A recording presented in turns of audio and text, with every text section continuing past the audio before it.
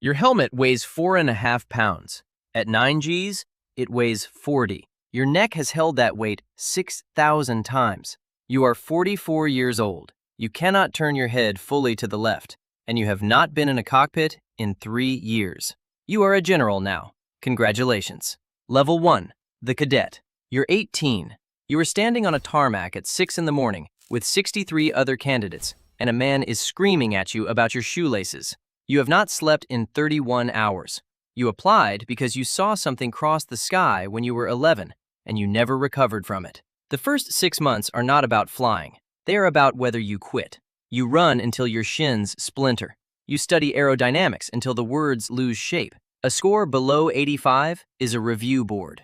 2 review boards is an elimination board. A room with 3 officers and a folder with your name on it, and a door that only opens outward. You watch 9 of the 63 leave in the first 3 months. Some of them were smarter than you. Some of them were faster. Nobody explains the difference. You make $44,000 a year, and you spend almost none of it. Your room is a concrete box with a metal bed and a lamp. The lamp is the most personal thing you own. Level 2, the student pilot. You're 20. Undergraduate pilot training. 53 weeks of the most precisely graded flying any profession has ever devised. Every flight scored. Every maneuver scored. Every error documented. You fly the T6 Texan II. Your instructor sits behind you and says almost nothing.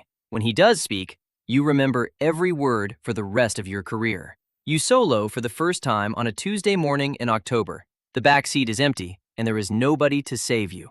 You push the throttle forward, and the earth falls away, and something happens in your chest that you will spend 30 years trying to feel again. Nobody told you it would be like this. Your closest friend, a kid from Michigan who could land the T6 in a crosswind better than anyone on the base, fails a check ride on instruments. He fails the recheck. He is gone within a week. He shakes your hand in a parking lot, and you never see him again.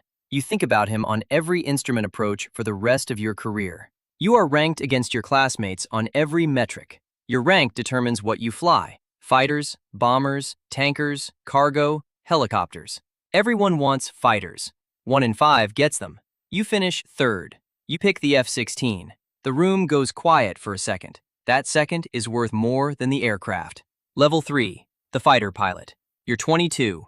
The F-16 Viper. Single engine, single seat. Nobody behind you, nobody beside you. Just you and 9,000 pounds of thrust. At 9 Gs, your blood drains from your brain in under 2 seconds. The anti-G suit inflates around your legs so hard it bruises. You perform the straining maneuver, every muscle below the chest flexing violently while you breathe in sharp, controlled bursts. If you relax for 1 second, you black out. If you black out, the aircraft hits the ground at 600 miles an hour. You learn air-to-air combat. You learn that a dogfight is not a dogfight. It is information management at the speed of sound. You learn air-to-ground, a weapon onto a target the size of a shipping container from 3 miles away while maneuvering to avoid a threat you cannot see. Your neck aches constantly. Your flight surgeon tells you the pain is normal. Normal for fighter pilots, not normal for 22-year-olds.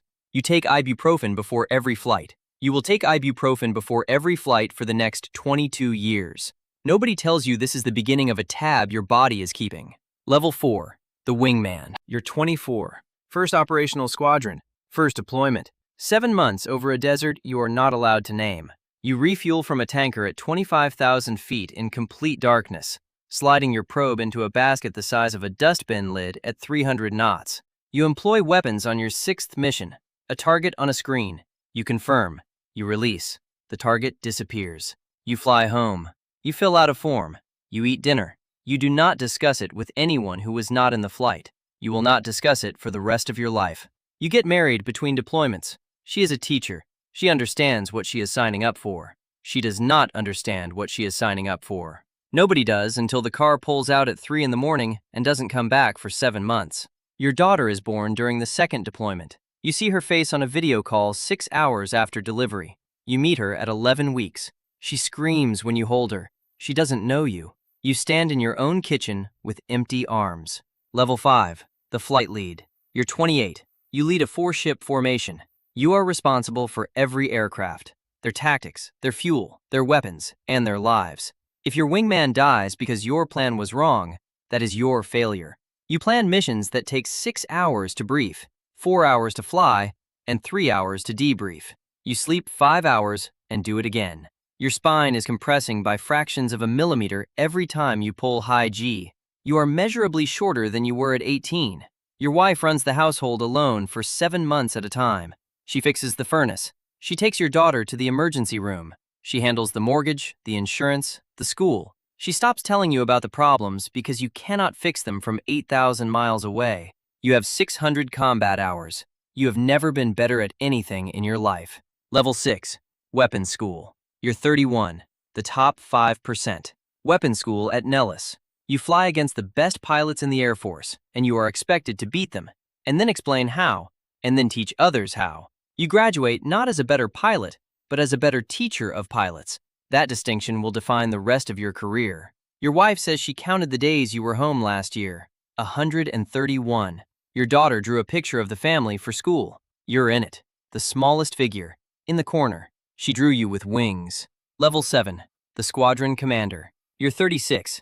You command 24 aircraft and 300 people. You fly 150 hours a year. 3 years ago, you flew 240. The Air Force did not promote you out of the cockpit. It promoted you into a room where the cockpit is a line item on a spreadsheet. Your job is not to fly. Your job is to make 23 other pilots better than they think they can be. You lose a pilot, 29 years old, engine failure on a training sortie. The ejection was successful, but the parachute deployed at an altitude that was not survivable. You write the letter. You visit the family.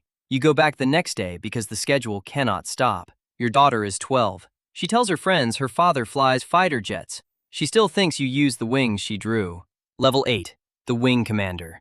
You're 40. Colonel. 72 aircraft. 4,000 people. Everything on this installation reports to you. You fly 72 hours this year. Your neck cannot sustain 9 Gs anymore. You limit yourself to 7.